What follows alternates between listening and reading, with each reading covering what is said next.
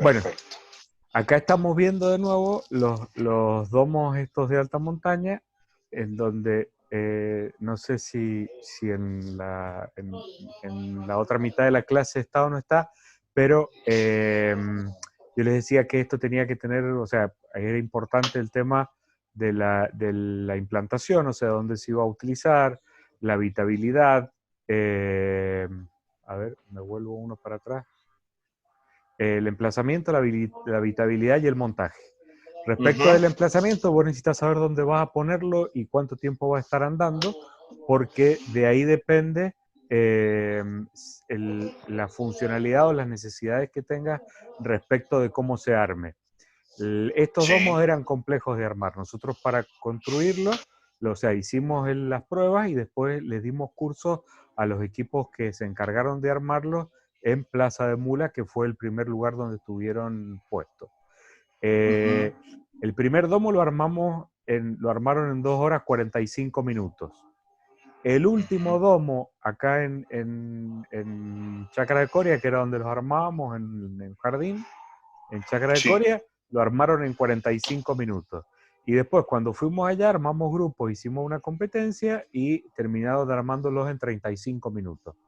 Eh, Hicimos grupos, es interesante, por ejemplo, eh, actividades que se desarrollan en forma paralela para divertirse. Hicimos grupos y competíamos a ver quién armaba la estructura más rápido y quién le ponía la tela más rápido. Y el Ujú. grupo mío venía perdiendo, entonces les escondimos unos caños a los del otro grupo para que no nos, para que no nos ganaran. ¿Ah? Y estaba el dueño de la empresa Bien. desesperado porque faltaban caños y no iba a poder armar el domo. Y bueno, y me veía a mí que estaba tan tranquilo y no sabía por qué era. Y era porque el que había escondido los caños era yo. Bueno. Respecto de, No, no, no. de las cubiertas de tela, nosotros acá cometimos un error que fue ponerle la tela que se utiliza en las carpas de alta montaña. Y el error, ¿cuál fue? Fue que una carpa de alta montaña individual la compra un particular que hace actividades outdoor y Sí. ese particular que hace actividades outdoor la utiliza 2 o 3, 4, 5 o una semana al año, cuanto mucho. ¿Ah? Estos se ponen a fines de noviembre y están armados a la intemperie en Plaza de Mulas hasta fines de febrero, principios de marzo. Entonces, si vos sacás la cuenta, son como 120 días. Esos 120 días, la exposición a la radiación ultravioleta del sol durante esos 120 días hizo que la Lo tela quemó. se deteriorara y cuando los desarmamos, las telas estaban acartonadas y se nos deshicieron en las manos. Entonces, a partir de ahí empezamos a utilizar la típica lona para los camiones. Lo que nos trajo otro problema que fue, bueno, pero no pudimos resolverlo, que era que cuando nosotros lo habíamos armado, la mula que llevaba esto hasta Plaza de Mula, porque llevan toda la carga en mula, Sí. eh, llevaba de un lado un tanque con 30 kilos, un tanque de aceitunas con 30 kilos de caño, y del otro lado un tanque con lo que pesaba la carpa, que eran 30 kilos. Estas carpas eran más pesadas, entonces había que distribuir las cargas de otra manera para que la mula las pudiera llevar. Sí. Eh, en el interior, nosotros acá tenemos que el domo es un domo geodésico que por lo general son esferas, ¿no es cierto? Este es de base elíptica, porque el comitente nos había pedido, tenía carpas que eran rectangulares y tenía todo el equipamiento que va dentro de la carpa pensado para carpas rectangulares. Entonces tratamos de hacerlo lo más rectangular que podíamos y entonces quedó siendo un óvalo que tiene 6 metros de largo por 4 metros de ancho. Si hubiéramos hecho el óvalo ¿cómo se llama? Una esfera de 6 metros de diámetro, acá hubiéramos tenido 3 metros de altura, o sea, habría llegado hasta por ahí, y en esos 3 metros de altura, a partir de los 2 metros 10, 2 metros 20, habríamos estado calefaccionando un volumen de aire que no era necesario porque no era habitable, porque no había gente tan alta. ¿Ah? Ah, claro, sí, sí. Otra de las cosas que hicimos fue que el hemisferio, porque acá si vos paras a una persona, necesitas que la persona llegue lo más próximo que se pueda a los extremos de la carpa. ¿Ah? Entonces, fue el hemisferio de la figura está puesto acá, o sea que esta parte es simétrica respecto de esta de acá abajo. ¿Ah? Fíjense que ahí se empieza a cerrar de nuevo la figura del domo. Y eso era para que pudiera acercarse, o sea, para tener la mayor superficie habitable dentro de la estructura. Acá se ve el interior, este es uno que está adaptado como cocina, ahí se alcanza a ver una campana que tenía un extractor, bueno, las mesas y las cocinas y el equipamiento, y este está armado como comedor con las mesas y las cosas del comedor.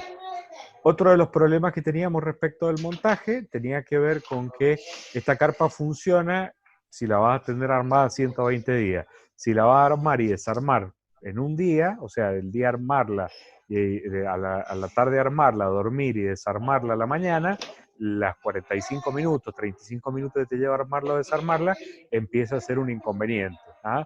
Pero como estaban impuestas durante 120 días, no había problema. Un año probamos de dejar las estructuras puestas en una estructura armada para ver si al año siguiente en qué condiciones estaba y apareció toda retorcida porque se genera con la nevada una suerte de bloque de hielo gigante que se empieza a desplazar y bueno, y la retuerce y la rompe. O sea que lamentablemente no hay otra posibilidad que dejarla armada, pero lo que se hace ahora es se dejan los tachos con las varillas de acero ¿cómo se llama? En los campamentos y al verano siguiente no tenés que andarlo subiendo y bajando. Una de las discusiones más fuertes que tuvimos con el Jorge González, que es la persona que se dedicaba a la fábrica de ropa textil de alta montaña, que fue el que me acercó a mí la idea de hacer este producto, fue el tema de las uniones. Las uniones nosotros, él quería que las resolviéramos con tornillos Allen porque daba una imagen más high-tech que la que daba el tornillo hexagonal. Pero imagínate que a esa altura, vos estás casi a 4.000 metros de altura, caminás y te agitás, ¿no es cierto? Utilizás guantes todo el tiempo, manejar una llavecita Allen, ¿sabés lo que es una llavecita Allen? Sí, sí, sí, Bueno, bueno las que tienen forma hexagonal, sí, sí. manejar una llavecita Allen con unos guantes, que era una llavecita muy chica para el tornillo que llevaba eso, era imposible. Entonces terminamos utilizando tornillos con cabeza hexagonal. Y después, bueno, respecto de cómo se fija el piso, se pone la lona tiene un faldón y ese faldón se cubre con piedra. Y eso hace que la carpa quede completamente agarrada al piso y la forma que tiene evita que el viento se la lleve. Se Eso iba a generaban preguntar el tema del viento. algunos Sí. problemas cuando por ahí quedaban las puertas abiertas, que se embolsaba el viento y un poco como que por ahí, ¿cómo se llama? Las puertas se cerraban de golpe y se golpeaban y se pasaban para adentro. Y algunas lonas que se rompieron ya sobre el final, estas lonas, cuando estaban ya quemadas, con la fuerza del viento, cuando quedaban las puertas abiertas y el viento corría muy fuerte, a veces se rompía. Después, cuando se hicieron estos otros nuevos, se les añadieron ventilaciones, la cosa como que fue desarrollándose y mejorando. Fíjate que la puerta de este es distinta de la puerta de este otro, se fue desarrollando el producto y mejorando con el tiempo. No sé si de esto hay alguna cosa que quieras preguntar o algo. No, vamos bien por ahora. Bueno, este es un vagón de ferrocarril. Este es Claro, ¿no es el presidencial? Claro, exactamente, que se los mostré como otro ejemplo. Les vamos a contar, estamos repitiendo esta clase porque no la pudimos grabar y la estamos repitiendo después de haber dado la segunda clase en donde ya hay todo un desarrollo de este tema más ¿cómo se llama? Con más detenimiento. Acá lo que tiene son características distintas respecto de que es un elemento que está permanentemente en movimiento, una estructura rodante. Respecto de que sea una estructura rodante hay que tener cuidado o precauciones respecto de algunas cosas que no deberíamos tener si fuera una estructura fija, pero como era un vagón que nosotros desarmamos y volvimos a armar, nos fuimos dando cuenta de cuáles eran esas situaciones estructurales que ya estaban tenidas en cuenta cuando se había armado en el principio. Una cosa que nos llamó la atención, fíjense que el piso está puesto a 45 grados. Eso es porque por sectores está puesto a 45 grados y cruzado, o sea, en un sector está a 45 grados para allá, en este sector está cerrado, para el otro lado, para acá, para allá, para acá, el piso. ¿Eh? Y eso es porque si todas las tablas estuvieran derechas, los movimientos de torsión que se ejercerían sobre la estructura del chasis podrían hacer que se desestructurara el vagón. Pero al poner el piso a 45 grados, estos movimientos de torsión son absorbidos por mayor cantidad de tablas que por una sola si fuera el piso perpendicular al eje del vagón. Bueno, de esto está mucho mejor explicado en la otra clase. En la próxima clase. En la próxima clase. Bueno, y después en respecto de lo que son los habitáculos en vehículos, los problemas más graves son los mandos y las interfaces. Los mandos son los comandos que tiene la persona para manejar. Yo acá he puesto este tipo esta es la cabina de un avión. Hoy en día, fíjense que está todo digitalizado. Esto tiene sus ventajas, que son que hay elementos analógicos que se representan tal cual eran que son, por ejemplo, que es el horizonte artificial, y esos están prendidos permanentemente. Pero el resto, y lo mismo que el altímetro y algún otro elemento que sea una información que necesita el piloto constantemente. Pero el resto de los elementos, la computadora va eligiendo en función de la lectura que está haciendo de los diferentes sensores lo que pueda ser un inconveniente que el piloto deba atender, y le va presentando al piloto lo que el piloto necesita saber en ese momento. De esa manera, el piloto está mucho más enfocado en lo que tiene que hacer y no tiene que prestarle atención a tanta superficie dentro de lo que sería un instrumental de un avión de estas características si fuera analógico, sino que la misma computadora le va diciendo cuáles son los inconvenientes que pueden aparecer. Y el otro avance importante que ha habido es que ya estos mandos no son mandos mecánicos que tenga que mover el piloto con las manos, sino que es un joystick, como los de los juegos de las computadoras, que es fijo y que el piloto ejerce presiones, ¿no es cierto? Y lo que se mueve es mínimo, como para que el avión interprete cuál es la intención del piloto. Y la computadora interpreta cuál es la intención del piloto y le deja al avión hacer los movimientos que el avión pueda hacer en cuanto a la velocidad y a la resistencia mecánica que tiene el avión y a la resistencia física que tienen las personas que van volando adentro. Eso hace que los vuelos sean mucho más placenteros que los que podrían ser si esto no fuera así. O sea que está el mando que el piloto, la instrucción que el piloto le da al avión, está mediada por la computadora que calcula cuáles son las posibilidades mecánicas que tiene de responder el avión y cuáles son las posibilidades físicas que tienen de responder a esos esfuerzos las personas que lo van habitando. Eso tiene sus ventajas y sus desventajas. El año pasado, como consecuencia de estos sistemas, los aviones 737 serie 800, 747 800, que se cayeron 3 o 4, hasta que se dio la orden de ponerlos a todos en tierra hasta que se resolviera. El problema era un problema justamente que tenía que ver con los programas que se habían puesto en el avión, en las computadoras del avión, que eran de otros modelos de aviones y no estaban del todo configurados para dar respuesta a este tipo de aviones. Entonces le indicaban al piloto tener algunas, ¿cómo se llama?, hacer acciones que eran perjudiciales para el vuelo y por eso terminaron cayéndose. Y después tienen en lo que es el habitáculo, Antes un vuelo de larga distancia tenía una pantalla grande acá y hoy ya tenemos, y se veía una sola película, hoy ya aparecen, ¿cómo se llama?, la posibilidad de justamente con todo este tema de la digitalización, de que cada pasajero vaya viendo la película o escuchando la música o atendiendo lo que le interese hacer, inclusive hasta conexiones satelitales para poder hacer llamadas telefónicas. ¿Mm? Ujú.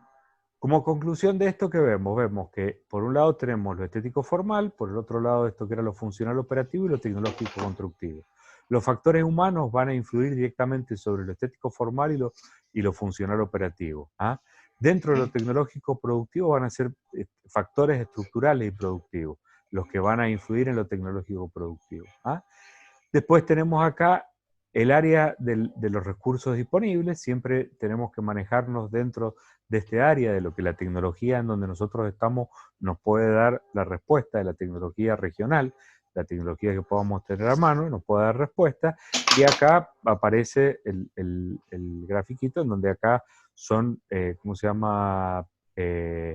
Soluciones que están fuera de estos recursos. Estas son soluciones que podrían Inalcanzables, ser creo que es inalcanzables. sí. Ajá.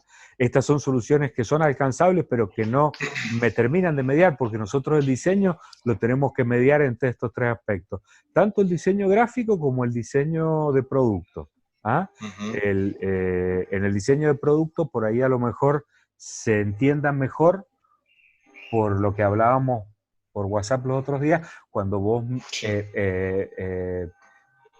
por ahí se entienda mejor por el lenguaje que se utiliza, ¿no es cierto? sí, sí. Pero lo tecnológico productivo tendrá que ver con los sistemas de impresión, lo estético formal tendrá que ver con el lenguaje o con las características de lo que quiero transmitir, y lo funcional operativo tendrá que ver con la efectividad que pueda tener una determinada marca o un determinado cartel.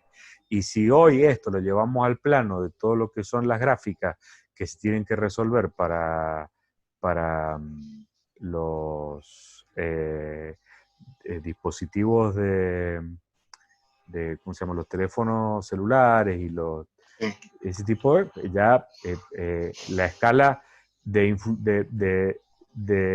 y inserción que tiene que ver lo tecnológico productivo es muchísimo más alta.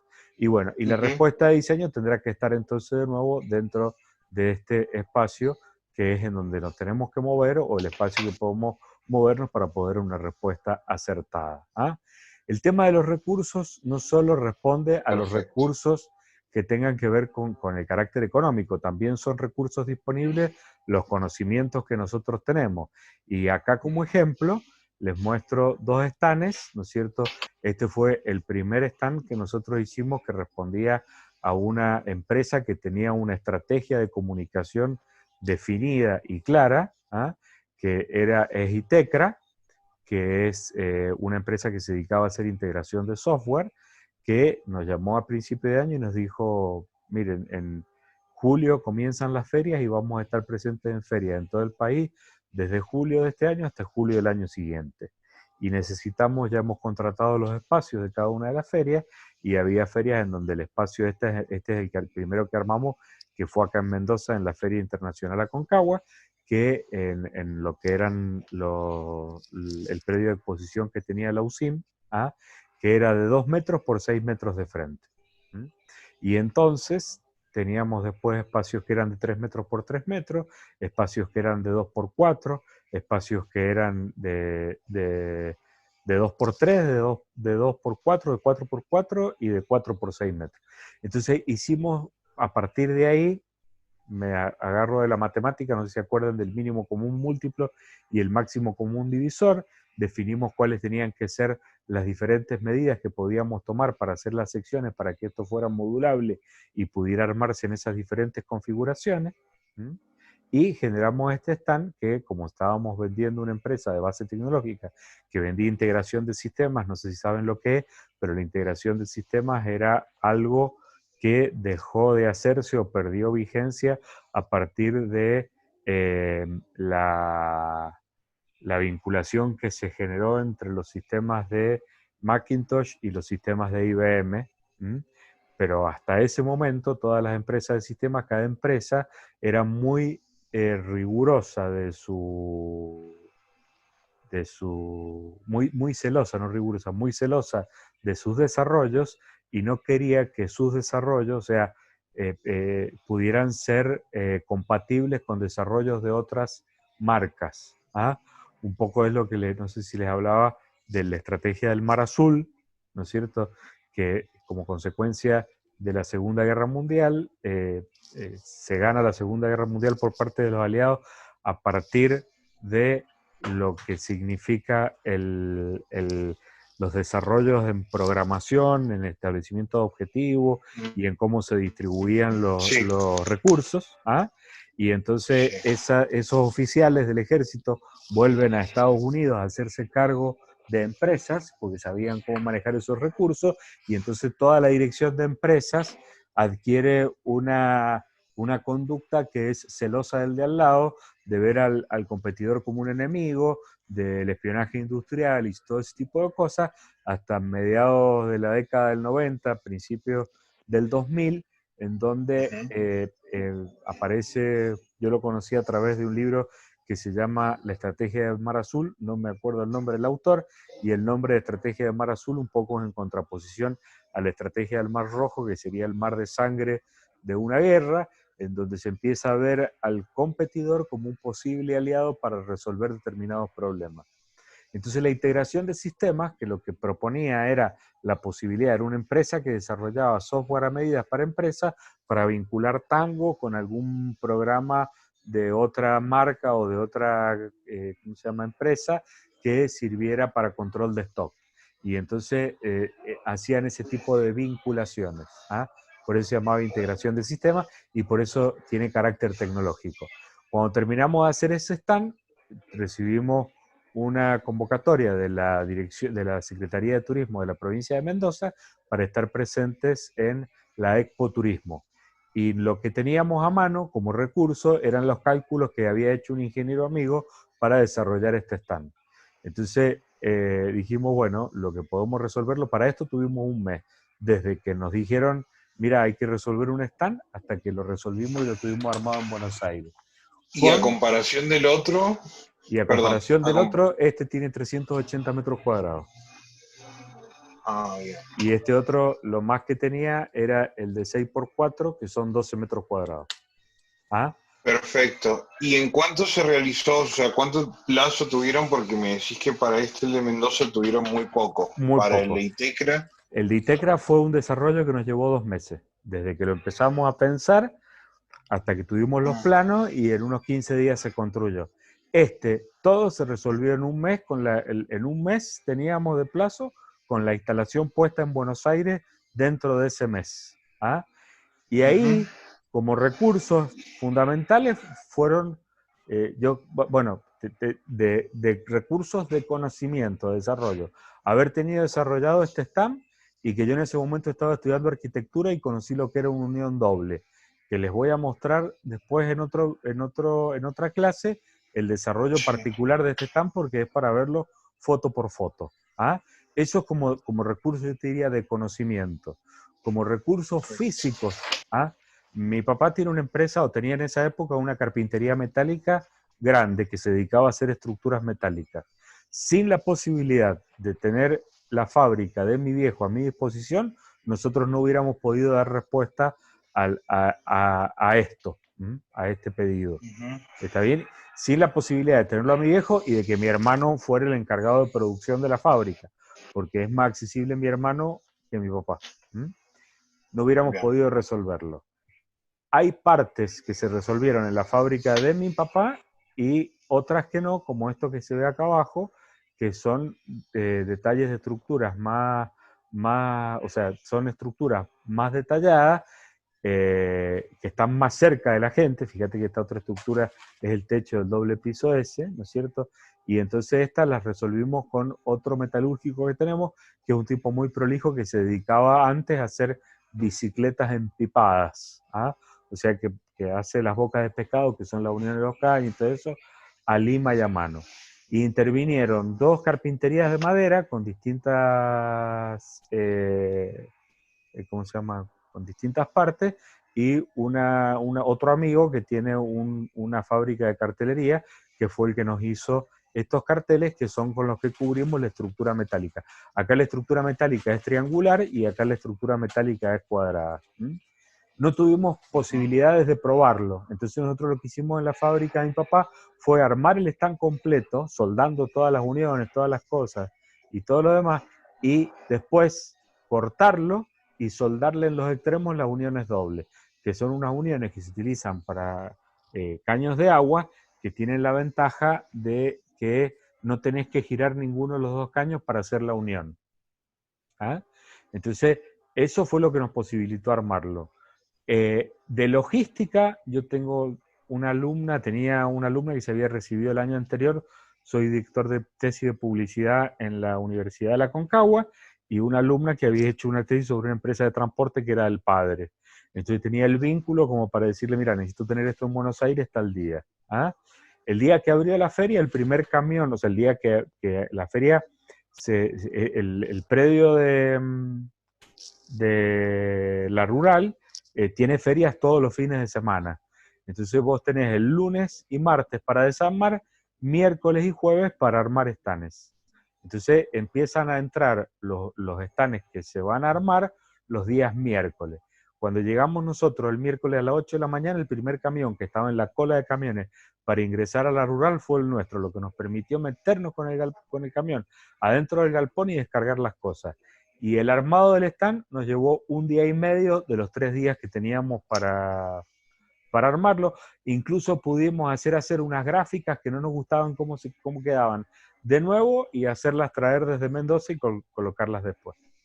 Pero esto es para otra clase, para ver después cuando veamos otro tipo de problema. Bueno, y acá termina esto. Ahora lo que vamos a ver es el contexto cultural.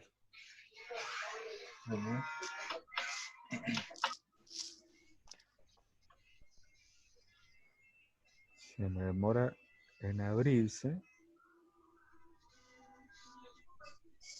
Ahí está. Bueno, hablamos de posicionamiento y cómo se genera el posicionamiento en las cabezas de las personas, ¿no es cierto? Y una variable importante es el contexto cultural. ¿Qué es el contexto cultural? El contexto cultural es lo que piensa un determinado grupo o una determinada sociedad en un lugar geográfico determinado y en un momento determinado. Quiere decir que el contexto cultural responde a una cultura, a un lugar y a un momento determinado. Es absolutamente variable, o sea, es mutable, es una cosa que está en permanente movimiento, y ya vamos a ir viendo cómo influye en el posicionamiento y por qué elementos varía. Influye en el posicionamiento porque lo que piensa toda esa gente va a darme un posicionamiento objetivo, que van a ser los valores del producto, y un posicionamiento subjetivo, que es lo que el cliente valora particularmente de ese producto. El posicionamiento objetivo es lo que el producto objetivamente me da. Un teléfono me permite hablar por teléfono y me presta un determinado servicio, y el posicionamiento subjetivo son los valores que yo le atribuyo a un determinado teléfono, por ejemplo, al iPhone, ¿ah? Que es distinto el valor que le atribuyo al iPhone que el valor que le atribuyo a Motorola, que el valor que le atribuyo a Nokia. Entre estos dos, el posicionamiento objetivo y el posicionamiento subjetivo, voy a tener los beneficios que tiene el producto, y de ahí van a surgir las ventajas competitivas. Esas ventajas competitivas van a ser las que me permitan a mí diferenciarme de la competencia. Por eso se llaman ventajas competitivas. ¿Ah? Las ventajas competitivas, a su vez, van a influir o van a generar esa imagen de marca, identidad o diferencia, que influye en la cabeza de cada uno de nosotros en el posicionamiento subjetivo. ¿Ah? Y en la cabeza, como todo esto se da en la mente de los clientes, cuando muchas personas piensan lo mismo, varían el contexto cultural. ¿Qué es lo que hace que muchas personas piensen lo mismo? Los medios de comunicación.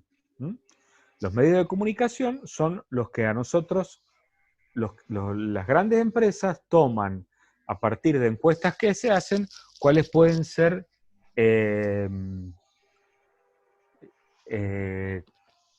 las nuevas tendencias de consumo o nuevas tendencias de comportamiento.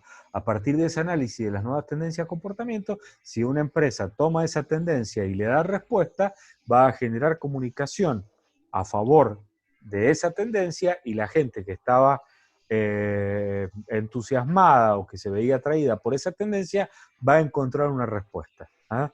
Por ejemplo, la Serenísima con el yogur Ser, que está asociado con lo que significa una vida sana. En la medida que la Serenísima lanza el yogur Ser, ¿no es cierto?, y ese yogur Ser empieza a ser consumido por las personas, las otras empresas de lácteos ven lo que está haciendo la Serenísima, ven lo que vende la Serenísima, se preguntan por qué vende eso la Serenísima, hacen un análisis y descubren de que hay gente o un determinado número de personas que está entusiasmada o ávida de consumir productos que estén relacionados con la vida sana.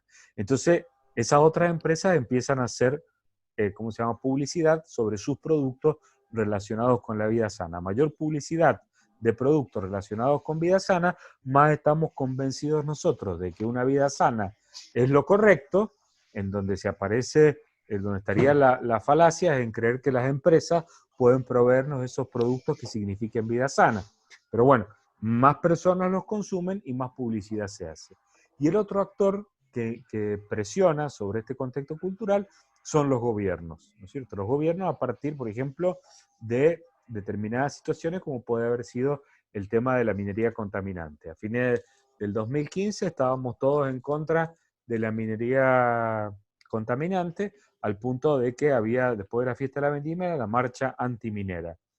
A fines del 19, en la fiesta de la vendimia de 1919, después de toda la promoción que había hecho el gobierno a partir de la escasez o de la disminución de puestos de trabajo, de las ventajas que podía tener para tener más puestos de trabajo, esa minería contaminante o esa megaminería, o la minería, como le quieran decir, ya el contexto cultural lo veía a lo mejor con un poquito de mejores ojos, ya no se discutía tanto el tema de la minería, al punto que a principios de este año se votó la ley minera y estaban equivocados los que decían que ya la gente no lo veía tan mal, porque se armó las movilizaciones que se armaron y la ley antiminera se tuvo que derogar. Un ejemplo en el diseño de productos, de lo que es el contexto cultural. No sé si conoces o sabes lo que eran las luces de neón. ¿Las viste alguna vez en Las Vegas? Sí. Bueno, Sí. las luces de neón eran unos tubitos de vidrio muy finitos, de colores, que en función del gas que tenían adentro y de la composición del gas se prendían de diferentes colores, y con eso se hacían los carteles públicos, los letreros publicitarios. Lo que salió después, o para reemplazar a las luces de neón, porque llegó un momento que hasta se dejaron de fabricar por cuestiones, por un lado, los gases que se utilizaban eran gases nocivos, por otro lado era caro, por otro lado era muy compleja la fabricación, había que tener los tubos de vidrio, doblarlos con fuego, después llenarlos, poner, o sea que era una cosa, una artesanía bastante compleja. Se reemplaza por el hilo luz. El hilo luz era una manguera de color, ¿no es cierto? Yo digo una manguera porque es a lo que uno se imaginaba que era. Eran otros materiales, pero era una manguera de color que adentro tenía una guirnalda de las que se ponen en los pinitos de Navidad. ¿Ah? Como consecuencia de eso, la imagen de glamour que tenía el cartel de neón, el letrero de neón, no la tenía ni ahí el hilo luz. ¿Ah? O sea, el hilo luz era una cosa que se veía bastante ordinaria, o que se percibía ordinaria. Después del hilo luz, que era la manguera con los foquitos, aparecen los primeros, ¿cómo se llama?, las primeras iluminaciones de LED con foquitos de colores. Y a todo el mundo le parecían, ¿cómo se llama?, ordinarias, porque las asociaban al hilo luz. ¿Ah? Al hilo luz. Y entonces se trataban de tapar con distintos difusores, o se ponían dentro de las gargantas de los cielos rasos para que no se viera que la luz salía de una tirita de luces que bien podía ser un hilo luz. Hasta que la toman los vehículos de alta gama y las empiezan a poner como adorno y como diferentes elementos de iluminación, de seguridad y estéticos en los vehículos de alta gama.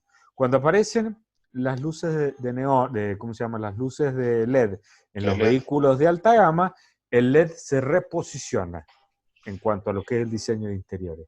Y entonces ya a nadie le molesta que aparezca una lámpara de LED, porque el LED dejó de significar que era el hilo luz, al cual nunca le alcanzó para hacer, ¿cómo se llama?, un neón, y para tener el glamour de un neón, y empezó a tener como ventaja, o proponer como ventaja, el menor consumo, lo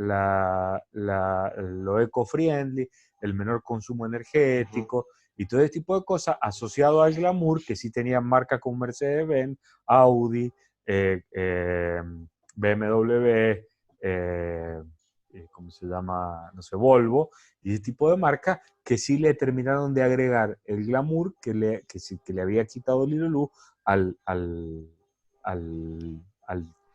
la tira de LED de colores. Y entonces hoy la tira de LED de colores es mucho más aceptada que otro tipo de iluminación o que lo que era hace 10 o 15 años atrás. ¿Preguntas sobre esto? Volviendo un poquito más atrás al ejemplo que estábamos viendo de la minería, donde los gobiernos, donde se habla que justamente los gobiernos Influyen. y como exactamente la influencia de los gobiernos. Cuando hablamos de eso, podemos hablar como más en términos como más globales como de otros grupos de presión, como por ejemplo multinacionales o empresas, pueden estar a ese mismo nivel. Claro, o sea, yo te dije que son dos los grandes actores ahí, que son las empresas y los gobiernos, Sí. que son los que tienen plata para gastar volumen de dinero suficiente para gastar en generar esa modificación a partir de la comunicación. Cualquier mensaje, por malo que sea, lo mismo que cualquier marca, por mala que sea, con la suficiente espalda económica detrás, se posiciona o se mete en el contexto cultural. Acá con lo de la minería hay dos cosas, o sea, por un lado están las empresas mineras que empiezan a hacer presión y para traer a publicidad este tipo de cosas, o sea, que son grandes empresas mineras, y por el otro lado los gobiernos, que los gobiernos no salen a hacer publicidad, pero permanentemente salen hablando a través de notas, en los diarios, o sea, son los que proponen agendas. Y Claro. esas notas y esas agendas y esa proposición es la que les va permitiendo modificar el contexto cultural, ya sea a través de esas notas que se hacen en los diarios o ya sea que lancen directamente una publicidad. A ver, en más de un momento, en más de una oportunidad, desde el gobierno se ha hecho un esfuerzo económico importante en pos del consumo de vino, en relación o en contraposición al consumo de cerveza. Sí. En otro momento se ha hecho un esfuerzo importante, yo me acuerdo, vos eras a lo mejor chico, pero con la crisis del 2000, en donde en cada provincia habían monedas que eran provinciales, no monedas nacionales, entonces se trataba de que el dinero que entraba a Mendoza se quedara en Mendoza, y la forma de que se quedara en Mendoza era con que la gente consumiera productos manufacturados en Mendoza. Entonces salió una campaña publicitaria que era Compre Mendocino. El supermercado BEA, en esa época trabajábamos nosotros con el BEA, y el supermercado lanzó toda una línea de productos que después se transformó en los productos marca BEA, porque en ese momento todavía no existían, ¿no es cierto?, que eran productos que se elaboraban en Mendoza y que pudiéndolos comprar en Buenos Aires, se compraban en Mendoza y con marcas mendocinas. Y entonces era el gobierno el que estaba influenciando en el contexto cultural, de alguna manera posicionando o mostrándole a la gente que estaba en una situación de crisis, ¿no es cierto?, las conveniencias de comprar productos regionales. Perfecto. ¿Listo con eso? Sí, sí, sí, Bueno, seguimos. Sí, es que, a ver, yo siempre tengo como, es una duda que tengo, nosotros siempre cuando vemos como ideológico, siempre, no sé por qué, pero siempre son ejemplos que están automáticamente asociados al tema de gobiernos o propaganda, policía oficial, entonces como que también sí se me ocurría el tema de los lobbies empresariales, qué sé sí, yo, que sí, sí, bueno, sí. De hecho son más fuertes los lobbies y es más la presión que ejercen las empresas que la presión que puede ejercer un determinado gobierno. De hecho, claro, yo creo que el gobierno estaba convencido de que la sociedad iba a aceptar la minería, la sociedad mendocina iba a aceptar la minería a partir del lobby que le habían hecho al gobierno las empresas que estaban interesadas en vender esos productos. perfecto, sí, sí, sí, Entonces, o sea, vos pensás que cada cual se mueve en un contexto cultural que a lo mejor puede ser distinto. ¿Mm? No es el mismo el contexto sí, cultural en el que nos movemos nosotros que el contexto cultural en el que se mueve una persona que no tenga acceso a la universidad. ¿Está bien? O el contexto perfecto. cultural en el que se mueve una persona que viva no sé, en Palermo o en los barrios del norte de Buenos Aires. Ujú, ¿Mm? O sea, son ujú. contextos culturales en donde las valoraciones que se hacen, esas valoraciones sociales que tienen características de valoraciones positivas, son distintas. ¿Entendés? O sea, en un determinado contexto cultural, un plan social es mal visto. En otro contexto cultural, un plan social es tan beneficioso que sin eso a lo mejor no pueden vivir. Perfecto, ¿Ah? Bueno, perfecto, sí, sí, sí. y lo último que vamos a ver es esto que es de diseño de experiencia de servicio. Eh, lo que hacemos nosotros en interiores, ya sea para una empresa, ¿no es cierto? Tiene que ver a fortalecer ese constructo de marca de la empresa, y si no es Ujú. para una empresa y es para un cliente particular, nosotros también tenemos que velar por nuestra marca como diseñadores. ¿Ah? Como diseñadores, cada uno de nosotros tiene una marca particular que está eh, dada por una forma particular de hacer las cosas. ¿Mm? Y Sí, entonces, si diseñamos para una casa en particular un interior de un dormitorio o una cosa así por el estilo, también tenemos que pensar que lo que estamos haciendo es diseñando, prestando un servicio, diseñando un objeto que va a prestar un servicio a otra persona. Y en la medida que mejor preste ese servicio a esa otra persona, más va a contribuir a la imagen de mi constructo de marca o del constructo de marca que yo quiero formar sobre la gente que puedan ser mis clientes y que pueda recomendarme. Entonces, como yo cada vez es más poroso el límite entre el producto y el servicio, ¿y por qué digo que cada vez es más poroso el límite entre el producto y el servicio? Porque yo no creo que hoy ya la gente acepte productos que no claramente, sí. asociados a servicios, ¿no es cierto? Porque la diferenciación está más cerca del servicio que de lo que el producto, o sea, lo que el producto brinda es un servicio. Y entonces tiene que estar asociado a eso. Hay un video que les quiero pasar de una empresa chilena que se dedica al diseño de experiencias de servicio. El diseño de experiencias es un término que se han adueñado los diseñadores Los UX sería. claro, exactamente, los diseñadores de estas interfaces de Ujú. usuario que median entre la tecnología, ¿cómo se llama? Digital y las personas, estas Sí, interfaces mediadoras, pero no es nada más que eso el diseño. Ellos hablan de diseño de experiencia de usuario, pero el diseño de experiencia es la experiencia que va a vivir una persona cuando entre a comprar a un determinado negocio, cuando se haga de un determinado producto y lo use, cuando utilice, va mucho más allá de lo que es nada más que esta interfase entre tecnología y persona. Y este video lo explica mucho mejor de lo que lo puedo explicar yo. Está orientado a experiencia de servicios, ¿no es cierto? Pero también tiene que ver, para mí, es absolutamente válido para lo que son experiencias en el uso del producto. Bueno, y con esto terminaríamos la clase.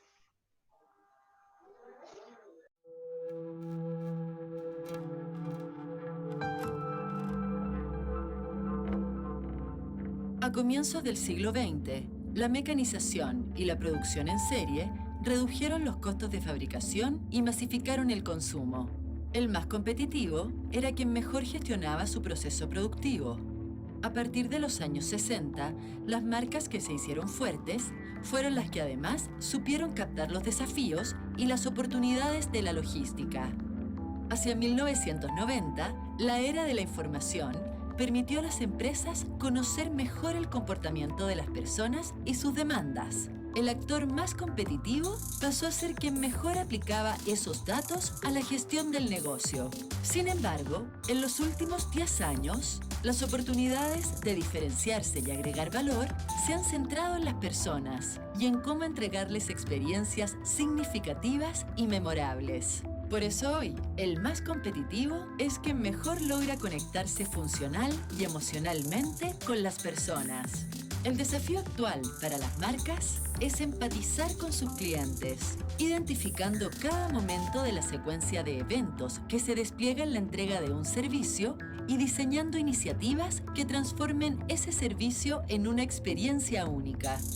Para hacerlo, es imprescindible incorporar herramientas de innovación que agreguen valor enfocándose en las personas y no solo en los procesos. En Procorp, creemos que el diseño y la metodología de su proceso creativo, conocida como Design Thinking, ofrecen una de las herramientas de creación de valor más potentes para las empresas y sus marcas.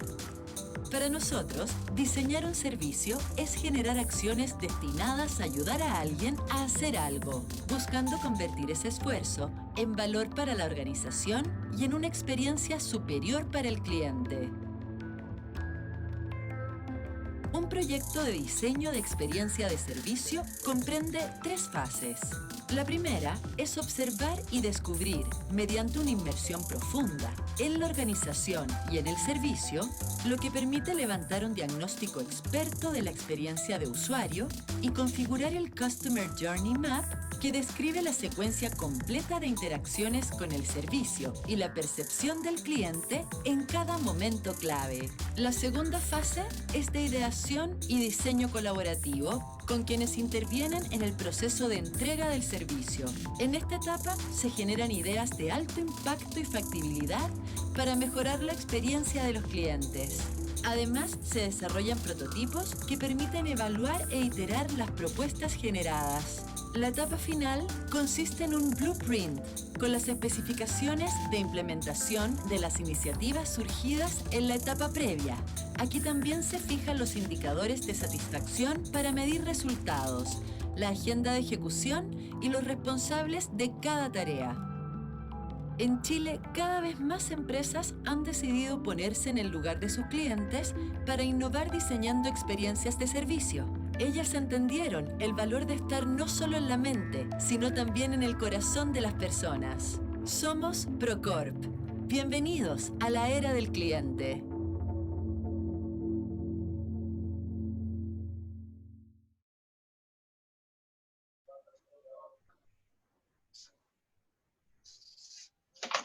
Bueno, no sé si querés hacer algún tipo de... Procorp, ¿qué es lo que era? Era una empresa... Procorp es una empresa chilena que se dedica al Sí, diseño de experiencias de servicio. O sea, perfecto. agarra a una empresa y le rediseña la forma en la que realizan los servicios ¿cómo se llama? Que presenta. Ujú, sí, sí, sí, en todos esos aspectos, perfecto. Yo el año pasado tuvimos una experiencia en una de las materias, una troncal, bueno, el diseño gráfico, donde teníamos que trabajar un local, o sea, teníamos que trabajar diversos aspectos de un local.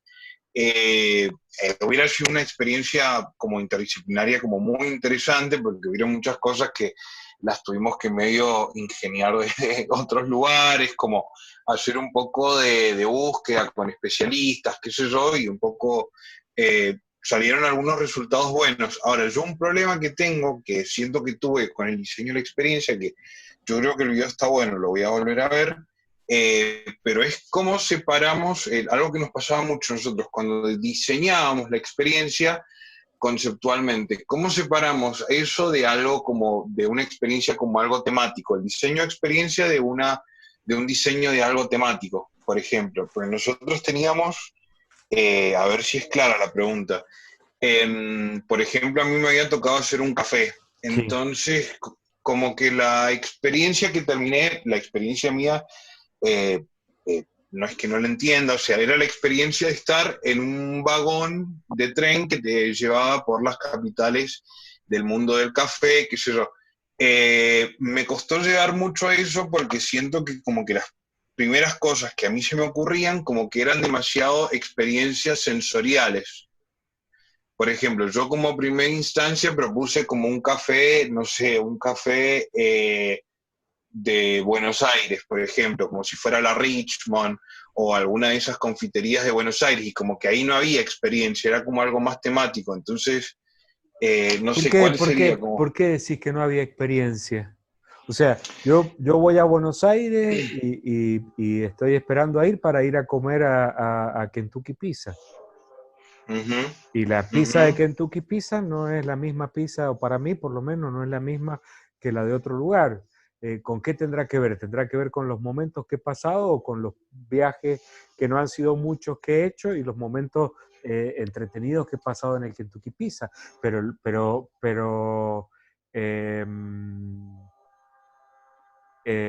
¿por qué vos decís que eso no es una experiencia? ¿Por qué vos decís que eso no hace a la marca de eh, Kentucky Pizza?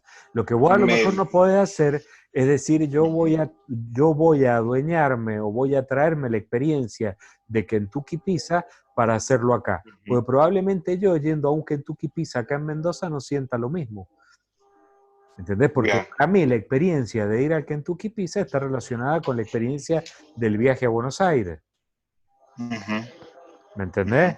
Entonces, ahí a lo mejor es donde está vos, donde tenés vos el error en donde decir, bueno, ¿cómo me traigo el tortoni a Mendoza? No te lo vas a poder Claro. traer. Pues por más ganas que le pongas, para la gente que conoció al tortoni, lo que vos hagas acá nunca va a poder ser el tortoni. Ah, eso fue exactamente lo que me dijeron, con otro ejemplo, pero fue exactamente lo que hablábamos con los profesores, como que siento que yo lo pensaba más de lo sensorial, pero que en definitiva no había ningún ¿Y concepto, por porque era qué eso, el como... viaje no es sensorial? No, el viaje, o sea, es sensorial, pero el viaje tenía como un concepto que era distinto al concepto de la Richmond, donde en sí el concepto de la Richmond no era ninguno, era de que se iba a servir café Sí, y iba a pero estar vos más o menos pensás, decorado. porque ¿qué es lo que le da significado al ritmo hoy? Acordate lo que hablábamos de constructo de marca. ¿Qué trayectoria tiene el ritmo? No, sí, es ¿Cuántos años a tiene? nivel que cerró ya igual o no, pero tenía, o ¿Me entendés? O sea, sea, ¿cuántos años sí, sí. tiene? ¿Es posible recuperar? No, no lo recuperás. Y para la Ujú, gente que iba, porque es distinta la experiencia de la Richmond tuya que la experiencia de la Richmond del que vive en Buenos Aires. Justamente para limitar eso, ujú, es que se producen franquicias como la de McDonald's, como la de Starbucks, en donde lo que te están ujú, ofreciendo es la misma experiencia en todos los lugares del mundo. Entonces vos viajás, ¿no es cierto? Y si mm, sos cliente de Starbucks, vos viajás y vos decís, bueno, me meto en un Starbucks y estoy en un lugar que conozco. Y me saco a lo mejor esa ansiedad del viaje. O me meto en un sí, McDonald's y sé cómo funciona. Sé que sale alrededor de $5, sé lo que me van a cobrar, sé lo que voy a comer y sé con qué me voy a ir. ¿Me entendés? perfecto. Y entonces ahí sí Sí, sí, tenés, sí, sí, sí. pero ese concepto de experiencia, vos me decís, ¿fue diseñado así? ¿Fue pensado así? ¿O fue algo que primero se dio y después empezaron a ver, che, cómo funciona esto? Y ahí descubrieron que había una experiencia detrás. El otro día, yo no soy fan, ni mucho menos, del Starbucks, pero me Ujú, tomo café con mi mujer cada vez que podemos en algún momento. De hecho, durante el día, estemos donde estemos, nos llamamos por teléfono y nos che, tengo 5, hoy estamos todo el día en mi casa y nos vamos al patio a tomar café, ¿no es cierto? Por la cuarentena. ah, bien. En los días normales, yo sé que ella anda por el centro, pues me dijo que tenía que ir al banco, yo por ahí terminé de hacer una cosa antes, la llamo, che, ¿dónde está? Tomamos un cafecito, bueno, dale. Entonces la llamo, los otros días me dice, bueno, dale, ¿y dónde está? Estoy en el Starbucks. Bueno, me voy para el Starbucks. Conseguí estacionamiento, me meto al Starbucks. Primero me fijo que no se haya ido, subo, la veo arriba, me dice, pedite uno de estos, bajo, me pide un café y me ponen Álvaro en el nombre. Y vos decís, era el único, boludo, perdón, pero era el único que estaba ahí en el Starbucks, flaco, dame el café. Me quiero sentar a tomar un café con mi esposa. ¿Entendés? No quiere, Álvaro en la taza, bueno, está bien, lo han formateado el flaco para que lo haga. Pero para mí, la experiencia es tomarme un café con mi mujer, no el dónde, no el qué, no el Álvaro que me escribió en la taza el tipo. ¿Me entendés? O sea, son situaciones que entonces vos decís, quiero viajar por el mundo. Y por ahí, me acuerdo que el año pasado lo hablamos, dijimos, bueno, mira, fíjate en las características que tiene un vagón, démosle la característica del vagón.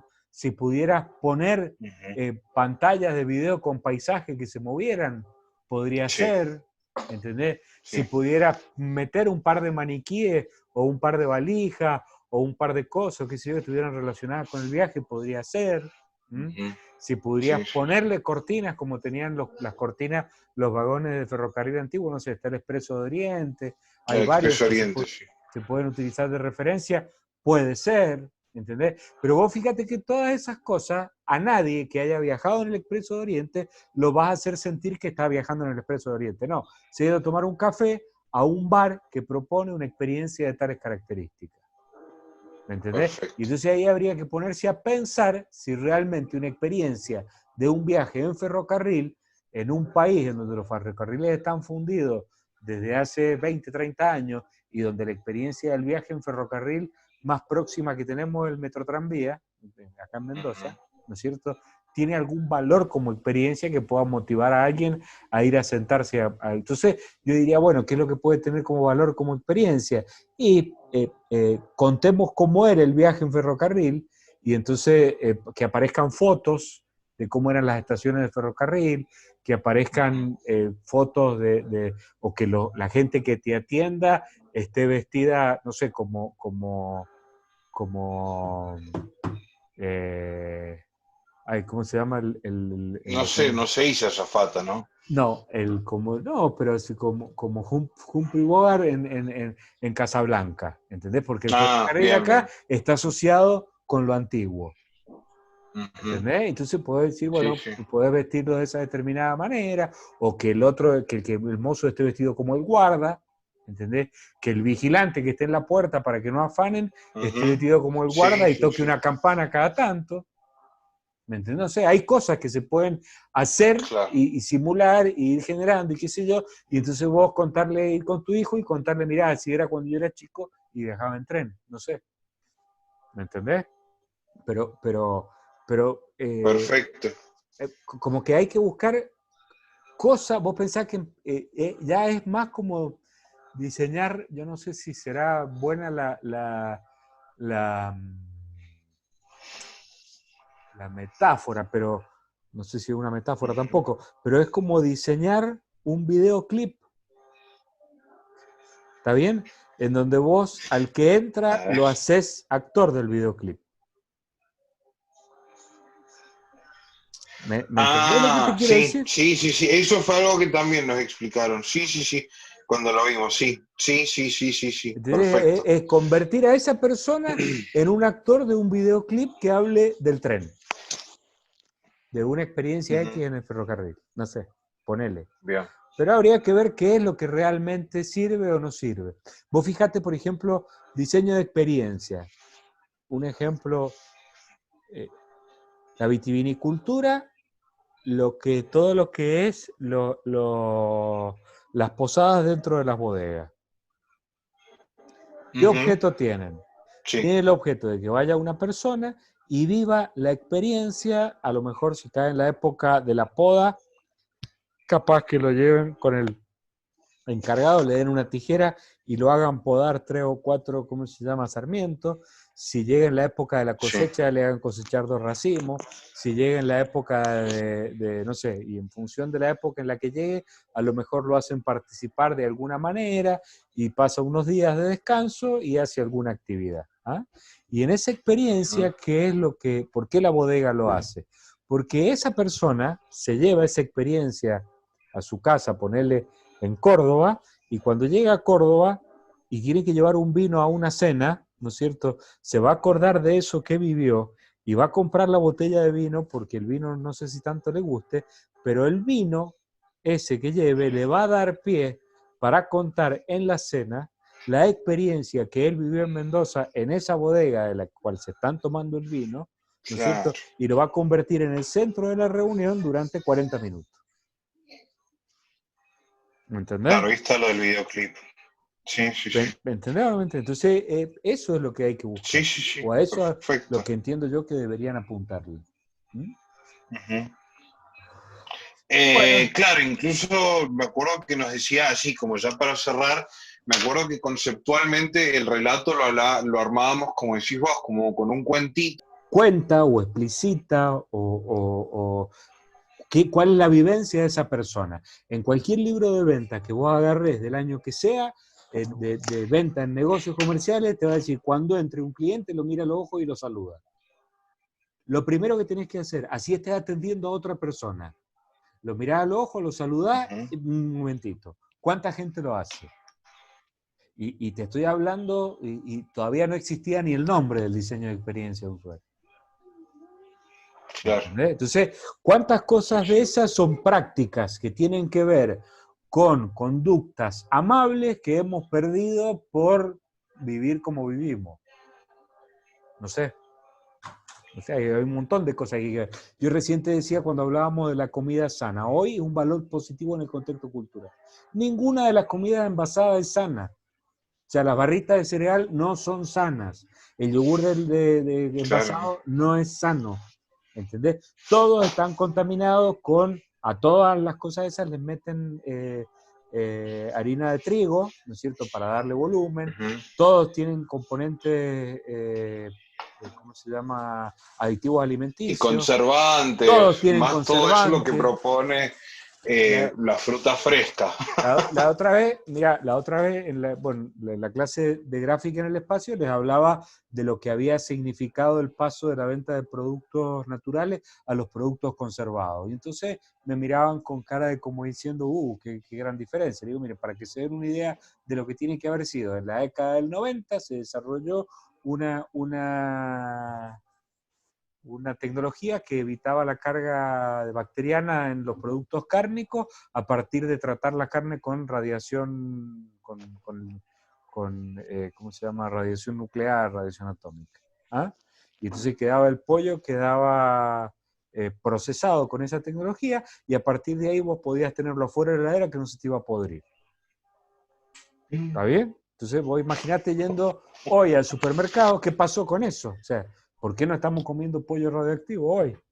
Porque no anduvo. O sea, la gente, vos a una persona le decías en ese momento, después de lo que había sido, ¿cómo se llama?, la bomba atómica de Nagasaki y la de Hiroshima, que fueron en 1945, pero que todavía lo tenemos todo grabadito en la memoria, y los que no lo vivieron, como yo, que no lo viví, vi videos, me lo contaron, o viví Chernobyl, o viví Fukushima ¿cómo se llama?, en En Japón, sí. Japón, ¿no es cierto? Pero en ese momento creo que no habían pasado ninguna de las dos, porque Chernobyl creo que sí, es en el 80 y pico Chernobyl, ¿no es cierto? Ahora, ¿vos agarrarías un pollo de una góndola que no estuviera refrigerada? No. No. No. Y si te dicen que está, no se preocupe, llévelo radioactivo, ¿te lo llevas? No. Menos. ¿Ah? Claro, no. Menos te lo llevas. Claro. ¿Y cuáles hubieran sido las consecuencias de eso? Andás a ver, porque si hubieran dado, seguramente 20, 30 o 40 años después, cuando empezaran a nacer chicos con 3 manos, y alguien había, mirá, los pollos radioactivos. Si hablan de que el hecho de que les den alimentos ¿cómo se llama?, modificados para que generen más pechuga, hace que después le crezcan más los senos a las chicas. Imagínate vos lo que podría haber sido la radioactividad. Cosa de que el pollo engorde antes. ¿Me entendés? Entonces, imagínate lo que podría haber sido el pollo radioactivo, qué sé yo. Claro, claro. ¿Ah? Bueno, Johnny, le vamos a cortar el pedazo del interruptor. Perfecto. Y Sí, bueno, sí, sí. y nos estamos viendo. Muchísimas gracias. Bueno, no, muchísimas gracias, profe. Dale, un abrazo grande. Chau, chau. Otro, nos estamos viendo. Gracias, chao.